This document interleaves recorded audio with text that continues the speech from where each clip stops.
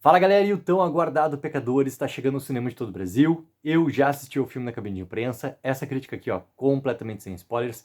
Teremos um vídeo também aqui falando sobre as cenas pós-créditos que temos no filme, mas esse é assunto para outro vídeo.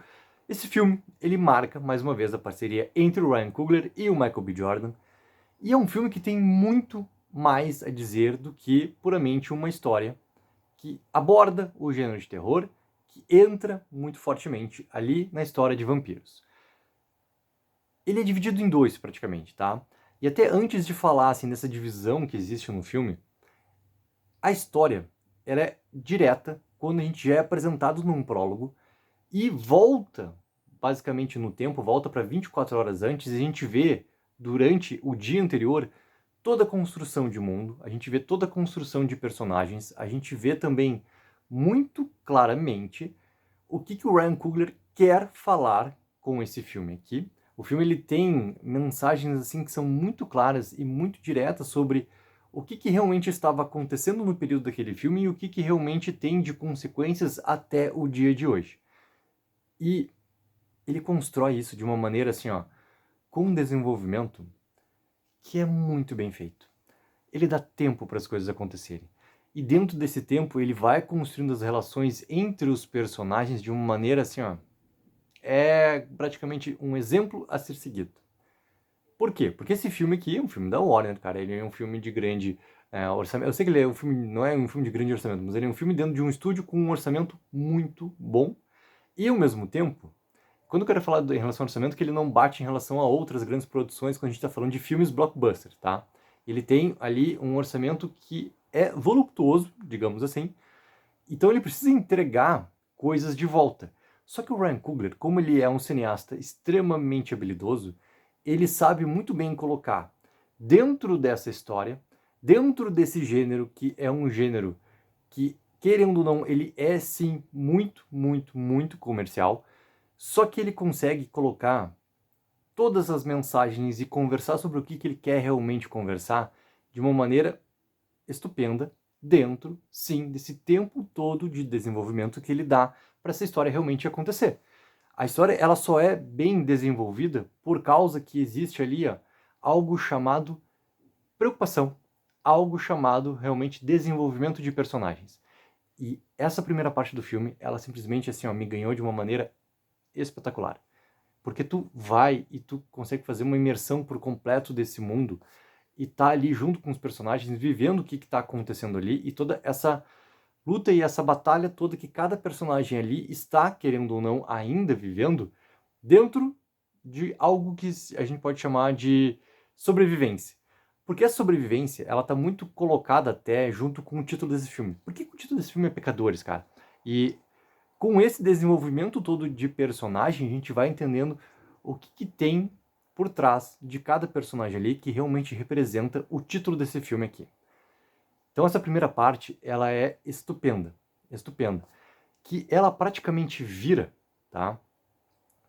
Quando a gente tem dois planos sequências que são assim, ó, espetaculares, tá?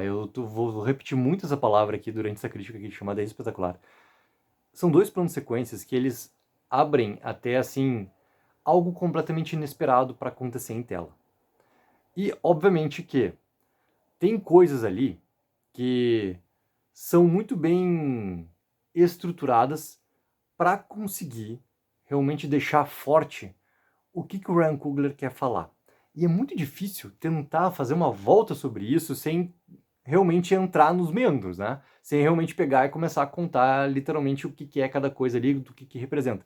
Então, assim, precisa muito, muito, muito que esse filme ele seja, cara, visto no cinema, porque a imersão que a gente tem naquela tela gigantesca, né? Pô, eu vi a cabine de imprensa, pô, numa sala IMAX, cara, com aquele estupendo todo de imagem, né?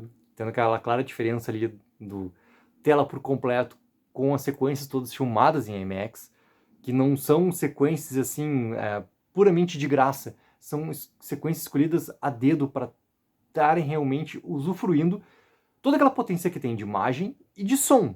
E o som, cara, é algo muito importante para esse filme aqui também, que conversa muito com essas duas sequências que a gente tem ali, né, sem cortes, os dois planos de sequência que a gente tem no filme também, que são, assim, ó, algo que eles estão claramente falando sobre não só o que a gente tá querendo saber sobre os vampiros, sobre o que tá acontecendo daqui e ali e tudo mais, mas eles querem conversar também com o que o Ryan Coogler quer realmente falar nesse filme. E quando a gente tem a quebra, quando a gente vai para a segunda parte desse filme e a gente entra realmente no gênero de terror e a gente entra realmente nessa parte toda dos vampiros, cara, o filme ele é mais direto ainda. Porque ele até, assim, eu achei curioso que ele não perde muito tempo em explicar para o espectador as regras que existem em relação aos vampiros. Ou, principalmente, as regras que esse filme está colocando para o gênero dos vampiros. Porque a gente sabe que tem, né, aquela regra geral, digamos assim, mas, querendo ou não, uma outra produção, ela toma suas liberdades ali para contar a sua história. E isso faz parte também do jogo. E isso também é muito legal quando acontece. Né? Tu tem uma própria ideia dentro da propriedade ali do que está pré-estabelecido já, né, em relação aos vampiros, pela cultura pop e tudo mais, anos e anos e afins que a gente tem. E eu gosto que ele não perde muito tempo, ele mostra as explicações acontecendo, coloca uma ou outra fala ali para fechar lacunas e segue a história. Porque o principal realmente é isso que representa muito o título desse filme também, que é em relação aos pecadores. Então, assim, Pecadores, cara, ele é um filme que ele fala muito além de um filme de terror, ele fala muito além de um filme sobre vampiros, e ele consegue trazer força, inclusive, dentro das suas sequências finais. Por quê? Porque ele está muito bem enraizado num período extremamente complicado, né? Não só em relação aos Estados Unidos, em relação ao mundo por completo, mas como a gente está vendo uma história própria, contada, né, daqueles dias ali. Então, tem muitos fatores ali que são muito importantes também, que ganham muita força junto com essa história toda de terror, com essa história toda de vampiros, que me remete muito a pensar que esse filme de terror, ele não é um filme de terror por causa dos vampiros. Ele é um filme de terror, na verdade, por causa de um todo. Ele é um filme de terror por causa de tudo que aconteceu, e se a gente pegar os livros de história, a gente vai ter claramente aquilo ali. E isso está dentro dessa narrativa do filme ali de uma maneira que consegue, em nenhum momento, cara, deixar algo fora do espectador. Em nenhum momento ele te tira do que está acontecendo no filme, por causa dessas habilidades todas que o Ryan Coogler tem realmente de contar essa história aqui. O Michael B. Jordan fazendo os irmãos, tá? Ele faz ali o Fuligem e o Fumaça. Eu adorei o quanto que o Michael B. Jordan consegue, nas características mínimas, transformar esses dois irmãos ali com suas próprias propriedades e também com as suas relações que vão acontecendo de cada irmão ali, tornar cada um bem único. E isso, cara, é muito bem feito no decorrer do filme ali. Porque não adianta, cara, esse filme aqui é um filme onde os protagonistas estão bem, o elenco coadjuvante está bem, o elenco de apoio está bem, tá todo mundo muito bem nesse filme aqui. Talvez a questão toda colocada, tá, em relação ao vilão do filme, ali poderia ter algum outro tipo de informação, ter algum complemento ali na sua parte ali de criação. Mas, ao mesmo tempo, eu acho que, como esse filme aqui, tá? Eu acabei de colocar que ele é um filme de terror por completo, eu acho que essa questão toda da sua origem, ela tá muito enraizada.